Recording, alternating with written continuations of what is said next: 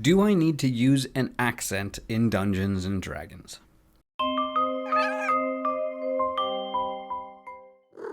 If you're new to D&D, you might be feeling intimidated playing your first character.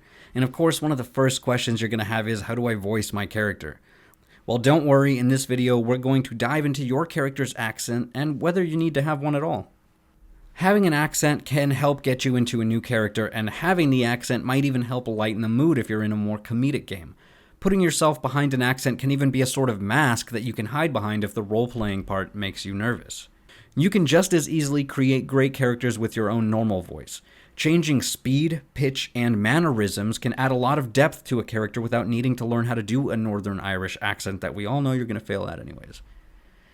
But if you're dead set on having your barbarian talk with an Australian accent, then try watching some videos on the accent. There are plenty of videos out there to teach you how to speak in different accents. Learning the pronunciations and slang can really help pull your character together as well.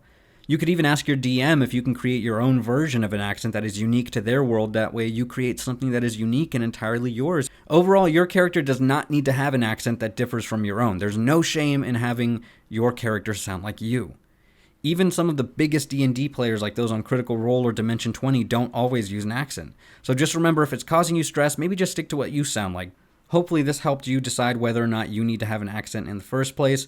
Thank you so much for watching. Tell us below what your go-to accent is. We know you have one, don't you lie. As always, don't forget to like and subscribe, feed your Displacer Beasts, and we'll see you next time, adventurers.